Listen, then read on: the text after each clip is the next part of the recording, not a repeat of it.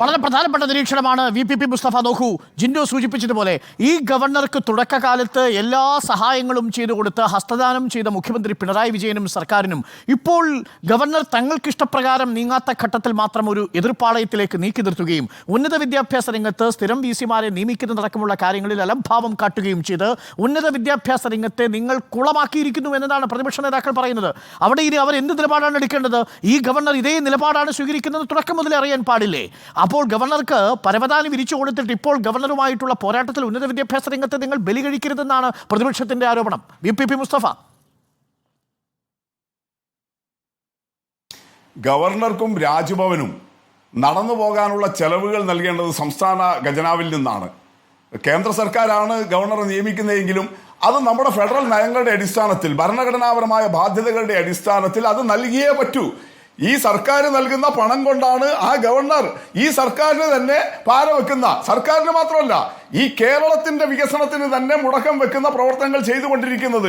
കേന്ദ്ര സർക്കാരിന്റെ വക്താവായിട്ട് അദ്ദേഹം നിൽക്കുന്നത്. അതുകൊണ്ട് അത് അദ്ദേഹം പെരുമാറുന്നു എന്നുള്ളത് കൊണ്ട് ഇത് ചെയ്തുകൊണ്ടിരിക്കാൻ കഴിയില്ല. ഞങ്ങൾ അങ്ങനെ ഭരണഘടനാ വിരുദ്ധമായിട്ട് ചെയ്യേണ്ട ആളുകളല്ല, അത് പാലിക്കണം. അതാണ് അതിനകത്തുള്ളത്. ഈ നിയമനങ്ങളും കാര്യങ്ങളും ഒക്കെ രാജ്ഭവനിലേത് പറഞ്ഞത് സംബന്ധിച്ച് അതാണുള്ളത്. ആ പരവതാനി വിരിച്ചു കൊടുക്കേണ്ടത് ഫെഡറൽ തത്വങ്ങളുടെ ഭാഗമാണ്. അത് ചെയ്തു കൊടുക്കണം. രണ്ട്, ഈ ചക്കളത്തി പോരാട്ടം ഞങ്ങളുടേതല്ല, അദ്ദേഹം ഉണ്ടാക്കാൻ ശ്രമിക്കുന്നതാണ്. പക്ഷെ ആ ചൂണ്ടയിൽ ഞങ്ങൾ കൊത്താതിരിക്കുന്നു എന്നുള്ളതാണ് കേരളത്തിലെ ഉന്നത വിദ്യാഭ്യാസ മേഖലയുടെ. ഇപ്പോൾ ഗവർണർ വിജ്ഞാപനം ചെയ്തിരിക്കുന്ന ഈ സെർച്ച് കമ്മിറ്റിയിലേക്ക് നിലവിലുള്ള നിയമപ്രകാരം സർവകലാശാലയുടെ സെനറ്റ് പ്രതിനിധി അയച്ചു കൊടുത്താൽ എന്താ കുഴപ്പം? 2 മിനിറ്റ് താങ്കളൊന്ന് കേൾക്കണം. താങ്കൾക്ക് ജവഹർലാൽ നെഹ്റു യൂണിവേഴ്സിറ്റിയെ കുറിച്ച് അറിയാമല്ലോ. താങ്കൾ അക്കാഡമിക് രംഗത്ത് കൂടി ഉണ്ടായിരുന്ന ഒരാൾ, അവിടെ നിന്ന് മാധ്യമ രംഗത്തേക്ക് വന്ന ഒരാളാണല്ലോ. ആ ജവഹർലാൽ നെഹ്റു യൂണിവേഴ്സിറ്റിയുടെ മോഡി സർക്കാർ വന്നതിന് ശേഷമുള്ള അവസ്ഥ എന്താണ് എന്ന് താങ്കൾക്ക് അറിയാമല്ലോ. ഞാൻ അതിന്റെ വിശദാംശങ്ങളിലേക്ക് പോകണ്ട. ഇപ്പൊ രാജ്യത്ത് ഉന്നത വിദ്യാഭ്യാസ മേഖലയെ അങ്ങേയറ്റം അപകടകരമാക്കിയ പരീക്ഷാ തട്ടിപ്പുകളുടെ വിവരം താങ്കളുടെ മുമ്പിലുണ്ടല്ലോ. ഈ പരീക്ഷാ തട്ടിപ്പുകൾക്ക് നേതൃത്വം കൊടുത്ത നാഷണൽ ടെസ്റ്റിംഗ് ഏജൻസി, അത് ഈ തട്ടിപ്പ് നടക്കുമ്പോൾ തലപ്പത്തിരുന്ന ആളാരാ? മധ്യപ്രദേശിലെ ജബൽപൂരിൽ നിന്നുള്ള ഒരു സാധാരണ കോളേജ് അധ്യാപകൻ.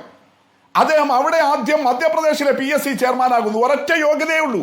അദ്ദേഹത്തിന്റെ അക്കാഡമിക് മികവല്ല, അദ്ദേഹത്തിന്റെ മറ്റേതെങ്കിലും ഔട്ട്സ്റ്റാൻഡിംഗ് പെർഫോമൻസ് അല്ല, RSS കാരനാണ് എന്നുള്ളത്. അവിടെ BJP സർക്കാർ PSC ചെയർമാനായിട്ട് മധ്യപ്രദേശിൽ അദ്ദേഹത്തെ വെച്ചപ്പോഴാണ് വ്യാപം അഴിമതി, അവിടുത്തെ പരീക്ഷാ തട്ടിപ്പുകൾ നടന്നത്. ആ ക്രെഡിറ്റ് വെച്ചിട്ടാണ് അദ്ദേഹത്തെ UPSC ചെയർമാനാക്കിയത്. UPSCയെ കുളമാക്കി. അവിടെ നിന്നാണ് അദ്ദേഹത്തെ NTA കൊണ്ടുവന്നത്. അത് രാജ്യത്തെ ഉന്നത വിദ്യാഭ്യാസ മേഖലയിൽ വരുത്തിവെച്ച വിനാശകരമായ അവസ്ഥയാണ് രാജ്യം ഇപ്പോൾ ചർച്ച ചെയ്തുകൊണ്ടിരിക്കുന്നത്. കേരളത്തിൽ ഉൾപ്പെടെ വിദ്യാർത്ഥികൾ അതിന്റെ പേരിലാണ് സമരത്തിലും രക്ഷിതാക്കൾ ആശങ്കയിലും ഉള്ളത്. അപ്പോഴാണ് VC വീണ്ടും ഇത് പുറത്തെടുക്കുന്നത്.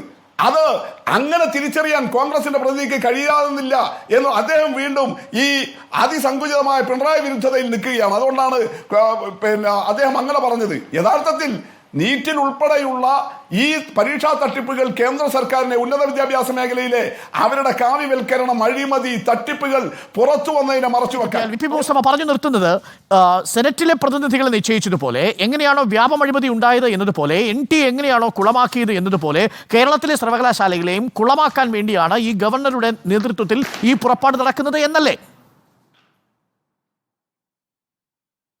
തീർച്ചയായിട്ടും ഞാൻ പറഞ്ഞു വരുന്നതാണ്. പക്ഷെ ആ ചൂണ്ടയിൽ ഞങ്ങൾ കൊത്തുന്നില്ല, സംസ്ഥാന സർക്കാർ കൊടുത്തുന്നില്ല. എന്തുകൊണ്ടാ? അതുകൊണ്ടുണ്ടായ ഗുണം എന്താ? നിങ്ങൾ നോക്കൂ, ഈ കാലയളവിലാണ്, ഈ കഴിഞ്ഞ 4 വർഷത്തിനിടയിലാണ് കേരളത്തിലെ 2 സർവകലാശാലകൾ നാക്കിന്റെ അക്രഡിറ്റേഷനിൽ A++ എത്തിയത്. കേരള യൂണിവേഴ്സിറ്റിയും MG യൂണിവേഴ്സിറ്റിയും. അതുപോലെ കാലിക്കറ്റും കുസാറ്റും കാലടിയും 3 സർവകലാശാലകൾ A+ ഗ്രേഡിലേക്ക് എത്തി. നാക് അക്രഡിറ്റേഷൻ, അതാണല്ലോ ഉന്നത വിദ്യാഭ്യാസ മേഖലയിലെ ഗുണനിലവാര മേഖല നിശ്ചയിക്കുന്നത്. നിങ്ങൾക്ക് വിശ്വാസമുണ്ടെങ്കിൽ ആ അക്രഡിറ്റേഷനെ നിശ്ചയിക്കുന്ന കേന്ദ്ര ഏജൻസിയിലും നിങ്ങൾക്ക് വിശ്വാസം ഉണ്ടാവണമല്ലോ. അല്ല, അതെ, കേന്ദ്ര ഏജൻസി നിശ്ചയിക്കുന്ന ആ ഏജൻസിക്ക് പോലും കേരളത്തിലെ ഉന്നത വിദ്യാഭ്യാസ മേഖലയിലെ സ്ഥാപനങ്ങളുടെ ഈ സർക്കാരിന്റെ കാലത്തെ ഗുണനിലവാരത്തെ അവഗണിക്കാൻ കഴിയില്ല.